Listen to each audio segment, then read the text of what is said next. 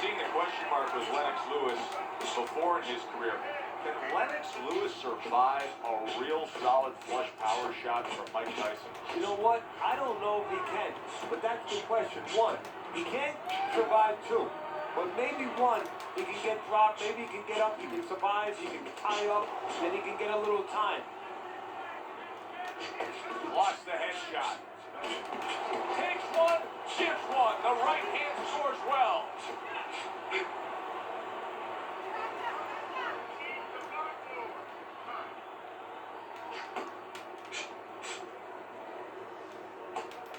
Needs to improve that accuracy. Missed with the headshot. See, he's got his guard up really well that time, and it protects his head.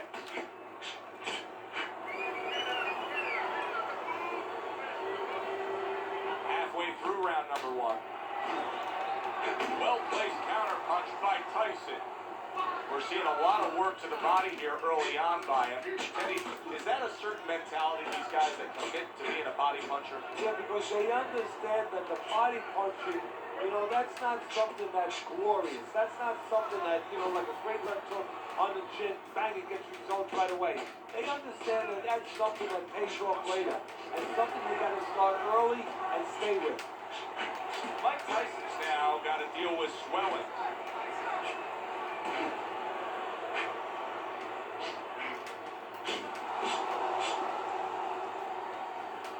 Lennox blocks a punch.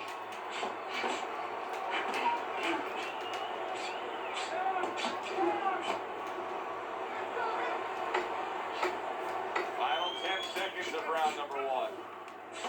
And what a clever combination by Tyson.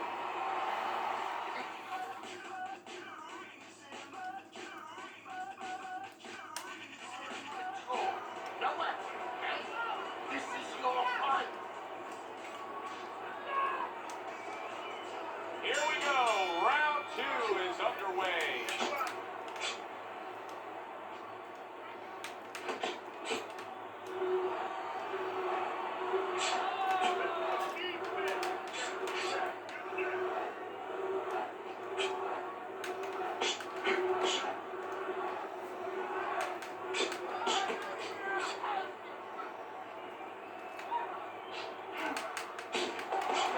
Lewis, one of the more cerebral heavyweight champions that we've seen. Loves to play chess.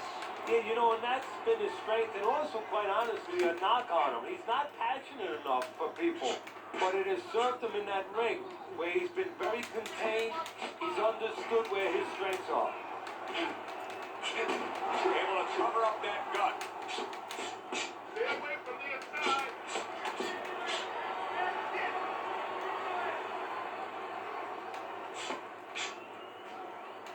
Halfway through round number two.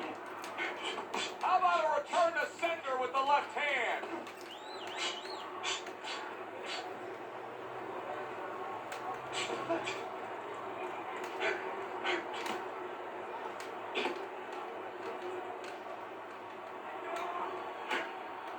And Tyson with a block punch.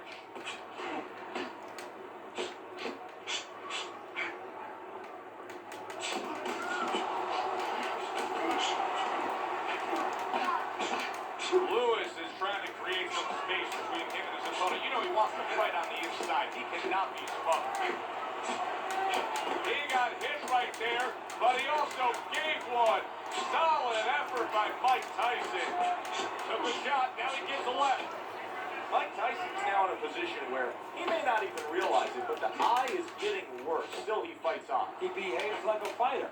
And that's the greatest asset you have. It's not your jab, it's not your hook, it's not your power, it's not your footwork.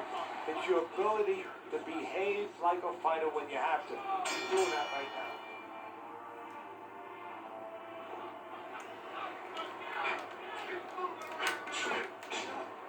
Good block by Tyson.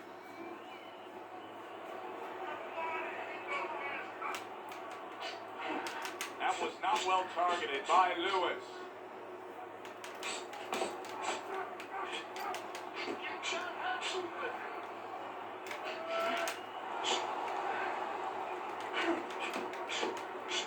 One of the reasons the heavyweight division is so popular is because of the power punchers. But how do you differentiate Lennox Lewis as a power puncher with some of the greats we've seen through history? Well, you've had guys like Ernie Shavers knock the wall down, but he didn't win a heavyweight title. Now, some of it's who's around, but some of it is having an ability to deliver that power. Lennox Lewis has found a missile that takes that bomb right to the guy's chin.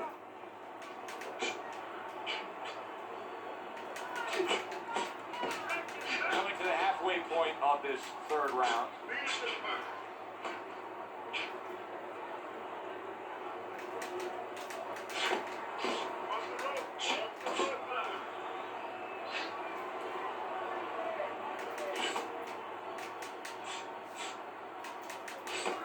Lewis has got the right idea right here. He cannot be swarmed and smothered like it's a wet blanket with his opponent draped on him. He needs to create that space. He has to push off.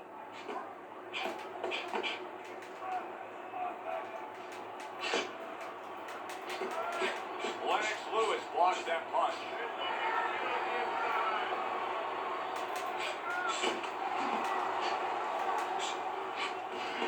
And Tyson with a block punch. Last 10 seconds of round number 3. Well struck, solid combination by Tyson. Well, Mike Tyson has not faced much adversity in his early career, but now a bit of a challenge, as you can see the swelling. And a swollen eye on anybody, especially on somebody like Tyson. It can shrink your confidence. I wonder if that's what's happening right now to Tyson. Well, the quick read on this guy, if you watch this fight so far, is that he just doesn't jab enough. And that's the most basic thing in the world. You need that punch to make everything else happen.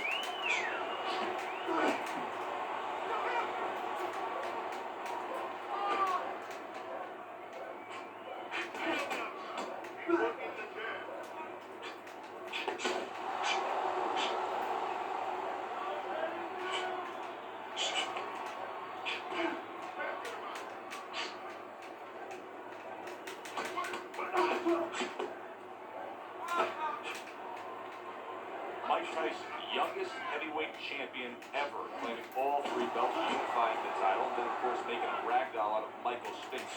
How important is that to his legacy? Everything. I mean, he came up with the man, his mentor, Cusamato, who had the prior youngest heavyweight champ of all time. That was Floyd Patterson. He wanted to break that record. He planned on, he lived to break that record. Mike Tyson's gone into a defensive shell, but that shell has cracks in it. Yeah, it does.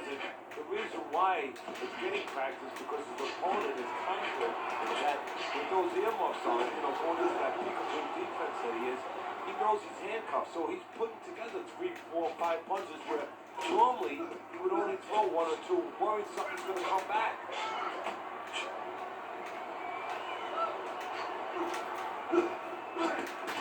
Takes one to give one. He comes back with a right hand.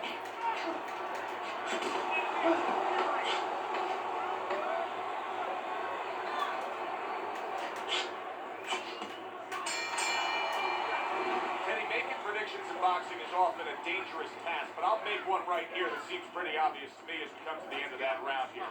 This fight is going to be a brutal display as long as it lasts. It's kind of like going and watching that home run contest. Nobody's trying to hit singles or doubles. They're all going for the fences.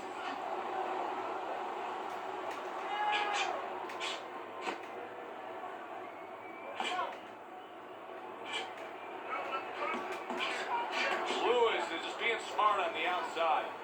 Well, if ever you wanted to explain to somebody the benefits of distance while fighting, this is a perfect example by what we're seeing out of him on the outside. Well, so many times I see tall guys, and what the heck's the sense of being tall if you don't know how to fight tall? He knows how.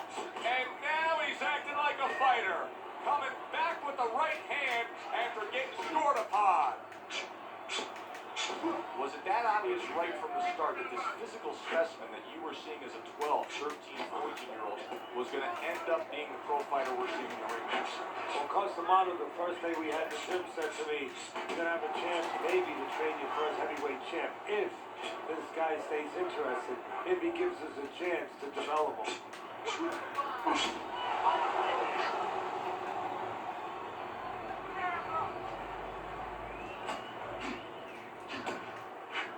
precise at all by Lewis. Every gym's got one of those double-ended backs, right? They give you the movement. You got to hit that moving target, work on your accuracy. He's making it so that his opponent never had to work on one, Teddy. He's just sitting right there, right in front. No head movement whatsoever. No, not at all. He didn't have one in his gym, that's for sure, because he just does not know how to move his head. The old timers would say he gets insulted if you miss him.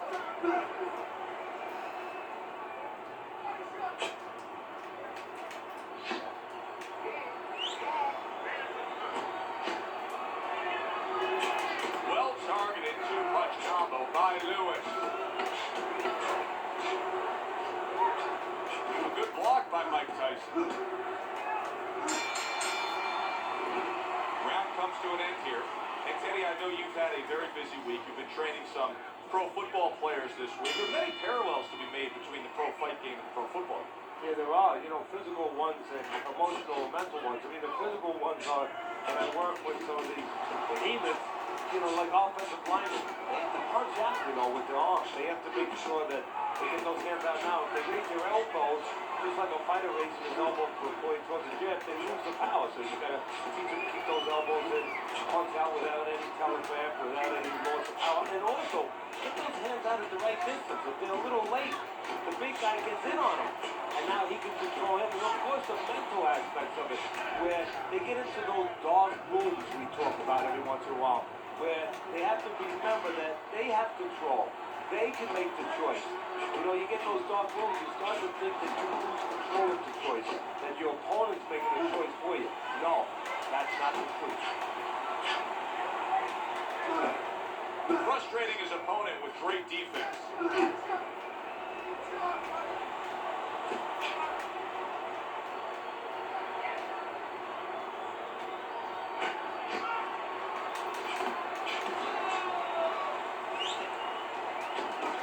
Lennox able to block that punch.